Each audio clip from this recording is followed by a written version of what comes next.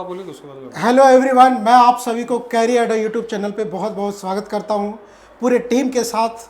आप देख रहे हैं हमारे साथ रोहित सर और पंकज सर। आज हम लोग फेलिसिटेट करने वाले हैं एक ऐसे ही बहुत महान उभरता हुआ सितारा जो कि है महताब आलम।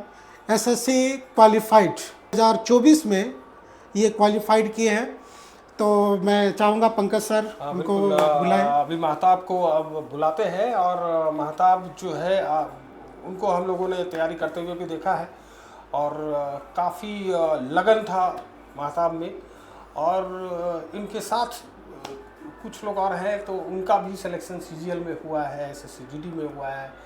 तो एक एक करके मैंने पिछले बार भी बताया था आपको कि अभी तो नंबर्स काउंट अभी तो हम लोग कर नहीं पा रहे हैं जितने भी पहले सिलेक्शन हुए हैं। अब जैसे जैसे सभी लोग आ रहे हैं तो हम लोग रूबरू हो रहे हैं कि इनका भी सिलेक्शन हुआ है, चलिए इनका भी सिलेक्शन हुआ है। और नंबर काउंट तो काफ़ी ज़्यादा है। पिछली बार राकेश सर भी थे हमारे साथ तो उन्होंने भी बोला था कि नंबर काउंट तो काफ़ी ज़्यादा है। और बहरहाल महताब का सीजीएल 2024 में होना, जिसमें थोड़ा कट ऑफ्स का भी प्रेशर था, टायर 1 में भी टायर 2 में भी, तो उसमें निकाल पाना अपने आप में काफ़ी बड़ा अचीवमेंट है और वो भी अनरिजर्व कोटा में निकालना एक बहुत बड़ा अचीवमेंट है। तो बुलाते हैं महताब आलम को। तो महताब आइए। चलिए अभी हमारे बीच महताब ये है महताब। तो चलिए महताब को तो पहले हम लोग दिखने में बहुत छोटे लग रहे हैं लेकिन काम बहुत जबरदस्त किया है। तो इन्होंने काफ़ी मेहनत भी की है और काफ़ी मेहनत करके आज इस मुकाम पे पहुँचे हैं कि सीजीएल 2024 जिसका भी हाल फिलहाल में रिज़ल्ट आया उसमें ये क्वालिफाई किए हैं और आज हमारा बीच भी है। और महताब आपको अपनी जर्नी के बारे में बताएंगे भी। अप्स एंड डाउन्स भी आते हैं, एक स्टूडेंट्स का जो प्रिपरेशंस होता है उसमें अप्स एंड डाउन्स आता है। और जिन्होंने अपना धैर्य नहीं खोया वो धैर्यवान बन गया, वो धनवान बन गया सरकारी नौकरी में, बस यही समझिए। तो उनमें से एक आपका महताब आलम है। तो महताब सबसे पहले तो हाँ, इनको फेलिसिटेट किया जाए। सर तो, पंकज सर आप इनको महताब सम्मानित करें। चलिए बहुत बहुत बधाई हो आपको, मैनी कॉन्ग्रेचुलेसन। और काफ़ी आगे आगे तरक्की कीजिए। और महताब को सर थोड़ा मिठाई खिलाया जाए, है ना। ये तो बड़ा खुशी का मौका है कि हमारे यहाँ से सीजीएल क्वालिफाइड भी निकल रहे हैं और अभी और भी है सीजीएल क्वालिफाइड, सीएचएसएल में भी क्वालिफाइड है। सर आप आइए, है ना। चलो आप खाओ, आराम से खाओ, फिर आराम से बात करना। अभी तो हम लोग हैं, अब तो काफ़ी मिठाई खाना है तो कोई दिक्कत ही नहीं है कि नहीं। इनका पहला प्रेफरेंस जो इन्होंने डाला था जीएसटी इंस्पेक्टर का, वो पहला प्रेफरेंस भी इनको मिल गया है। इनको अपना मनचाहा, है ना, डिपार्टमेंट भी मिल गया है। तो लास्ट टाइम भी हम लोगों ने जब, है ना, रूबरू आप लोगों को कराया था अखंड से, तो उनको भी सीजीएल क्वालिफाइड थे। 2023 का रिजल्ट जब आया था 2024 में, तो उनको भी ईडी मिला था। तो हमारे यहाँ से जितने भी एसएससी में सीजीएल में क्वालिफाई हो रहे हैं उनका मेरिट रैंकिंग देखिएगा काफ़ी अच्छा है, तभी उनको ईडी भी मिल रहा है।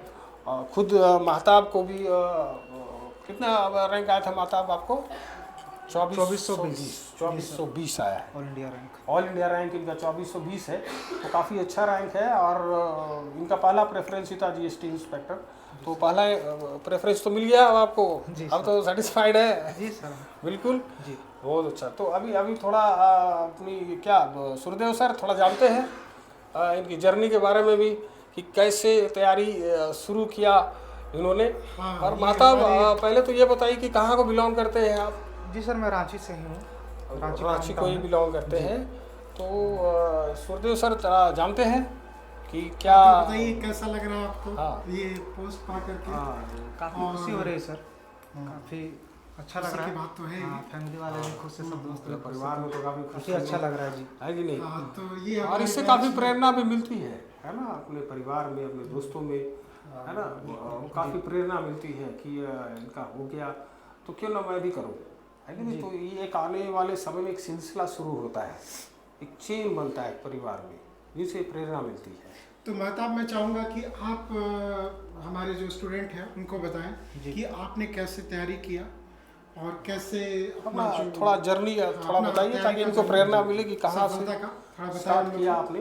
जी कैसे स्टार्ट? सर, देखिए मेरा ग्रेजुएशन 2022 में हुआ था। अच्छा, और ग्रेजुएशन होते के साथ ही मैं एसएससी के फील्ड में उतर गया।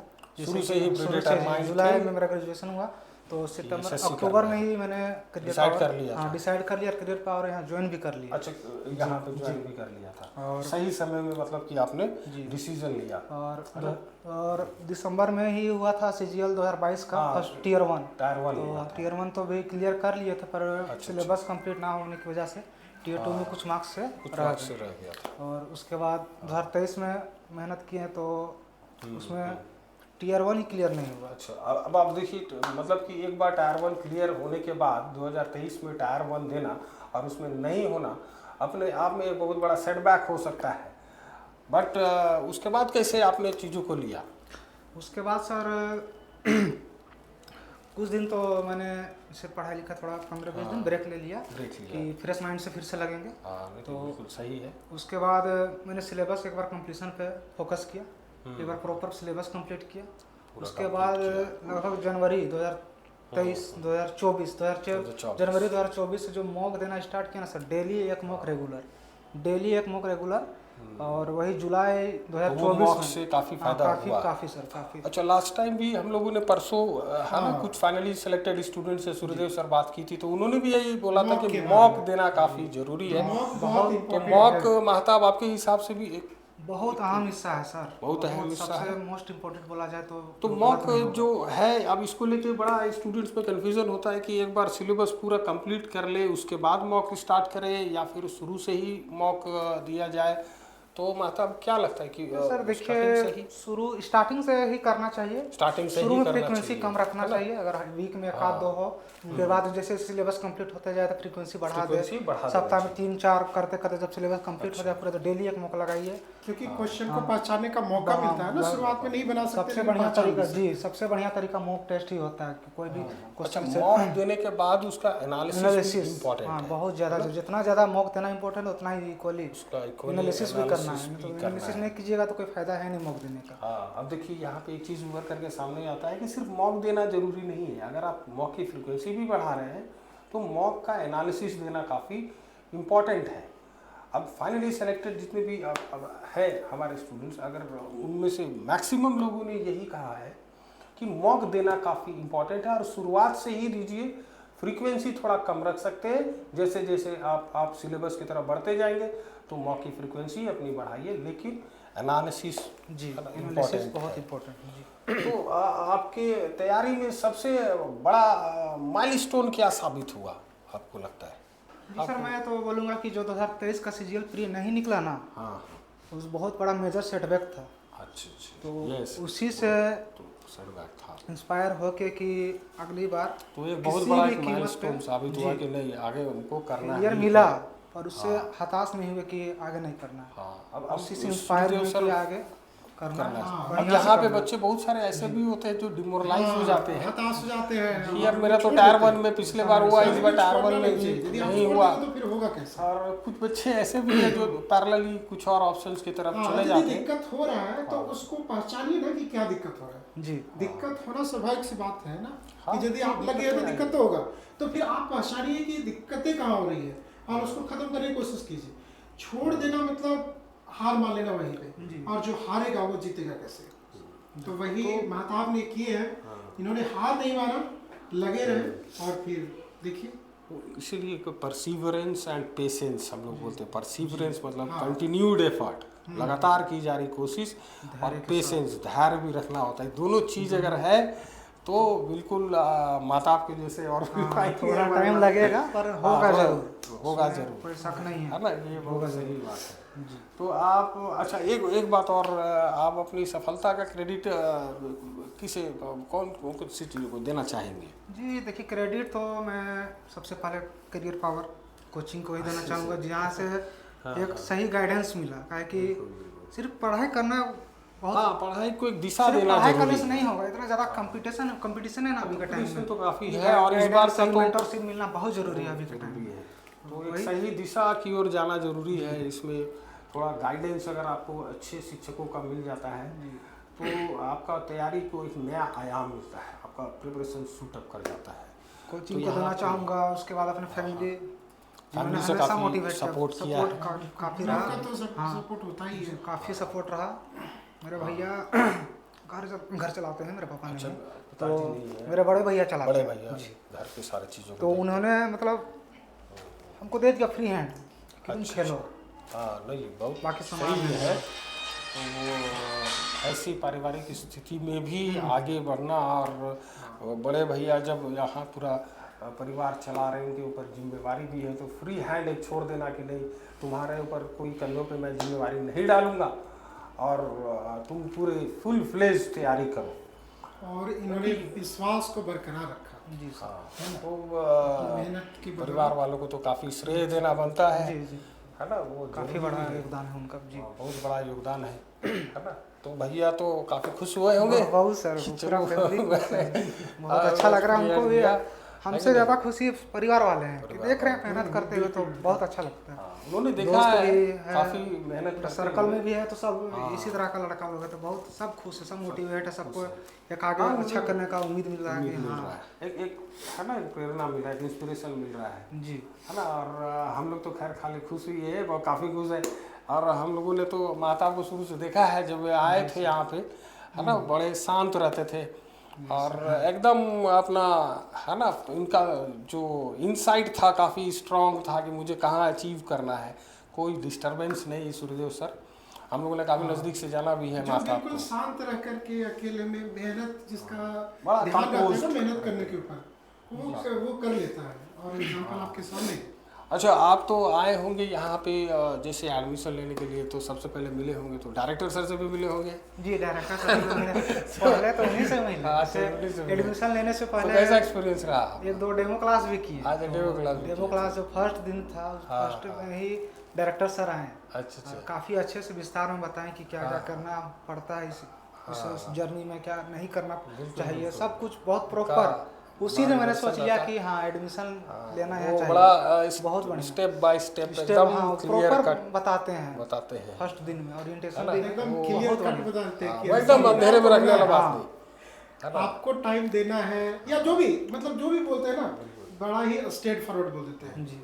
क्योंकि अभी का टाइम में कोई भी कंपटीशन एग्जाम मैराथन है, ऐसा नहीं कि 100 मीटर का स्प्रिंट है आप तुरंत मार के निकल जाएगा, वैसा नहीं होता है। टाइम लगेगा, वही चीज़ है। वही सर प्रॉपर फर्स्ट दिन ही बता दिए, इतना टाइम लगेगा, इतना टाइम डेली लगेगा, देना पड़ेगा बस। और उन्होंने एकदम क्लियर कट माइंडसेट एकदम दे दिया कि इसे करना ही है, अगर अटेम्प्ट ऐसे होगा तो बिल्कुल रिजल्ट आएगा। बीच बीच में क्लास में भी आ जाते हैं कभी सरप्राइज, तो उसमें तो और बढ़िया। तो क्लास में आकर के बड़ा बीच बीच में बड़ा मोटिवेट भी करते हैं। कभी कॉपी चेक भी कर लेते थे ऐसे, दिखाइए अपना कॉपी, मतलब हाँ वो अचानक ही कॉपी चेक करते हैं। बहुत बार हुआ है ऐसा, 2 बार तो हम पकड़ा गए। इनके बैचेस में तो गए ही होंगे, बिल्कुल ही गए होंगे। और 1-2 बार वो रैंडमली चेक करते हैं जी, रैंडमली, है ना, कि मतलब एक स्टूडेंट को तैयार रहना पड़ेगा कि अरे वो तो कभी भी आ सकते हैं। तो रैंडमली चेक करते हैं कि कॉपी में अगर आप बना रहे हैं, क्वेश्चंस बना रहे हैं, तो कॉपी भरा हुआ होगा, उनके कहने का मतलब है। जी हाँ, वही उनका कहने का मतलब था। और इनका प्रेशर रहता भी है, तो बड़ा माहौल, मतलब सब लोग डिसिप्लिन मेहनत करते बहुत हैं, जरूरी चीज़ है। हाँ, तो डिसिप्लिन मेंटेन हो जाता है। मिली होगी आपको जी, डिसिप्लिन तो खैर बहुत जरूरी चीज़ है जी। और अपने दोस्तों को कितना श्रेय देते हैं? आपके तो जितने भी बैच में थे, इनका बैच में जितने लोग एक साथ पढ़ते थे सूर्यदेव सर, सभी में काफ़ी लगन था। और उसमें महताब तो मैं समझता हूँ कि ये पायनियर था, मतलब ये सबको आगे लेकर के चलता था कि यही सबको आगे लेकर के चला है। और इसके साथ साथ अब देखिए और भी कुछ लोगों का हुआ है। अंश का नाम लेना चाहेंगे। और हम मतलब अंश और हम बहुत बढ़िया कोचिंग से लेकर आज तक जो दोस्ती है, कोचिंग में ही दोस्ती हुआ, आज तक बना हुआ है। साथ में प्रिपरेशन किए, पर इस बार मेंस में थोड़ा रह गया कुछ मार्क्स से। नेक्स्ट टाइम प्रॉपर होगा है, उसमें बिलीफ है, अगला बार वो भी फोड़ेगा, कोई दिक्कत नहीं, साथ में आएंगे फिर। हाँ बिल्कुल, लगे रहने से अवश्य होता है। हम लोग तो अभी बात किए ही, तो उनका भी होगा। खैर हम लोग तो काफ़ी खुश है। और डायरेक्टर सर को भी पता चला तो वो तो काफ़ी मतलब खुश थे कि महताब हुआ है। और ये बहुत बड़ा अचीवमेंट है, इसका श्रेय तो सबसे ज़्यादा तो आप ही को मिलना चाहिए, क्योंकि इस बार का सीजीएल में सूर्यदेव सर काफ़ी हाई नॉर्मलाइज्ड अनडिजर्व में जाकर के ये क्लियर की है, कोई भी कैटेगरी में नहीं, अनडिजर्व में। तो ये अपने आप में बहुत बड़ी बात है, बहुत बड़ी बात है। और इस बार का सीजन में जितने भी लोग हुए हैं सबके लिए बहुत बड़ा क्रेडिट तो बनता है ना महताब के लिए, क्रेडिट तो बनता है। तो चलिए महताब, अच्छे सुनहरे भविष्य की हम लोग कामना करते हैं। अब तो सेंट्रल मिनिस्ट्री की जॉब अब आपको मिलने जा रही है जी सर, है ना, और अब काम करना है लाइफ का, अब सेकेंड इनिंग स्टार्ट करना जी है सर। है कि नहीं। चलिए बहुत बहुत मुबारकबाद, चलिए बहुत अच्छा, बहुत बढ़िया, बहुत अच्छा। Thank you sir.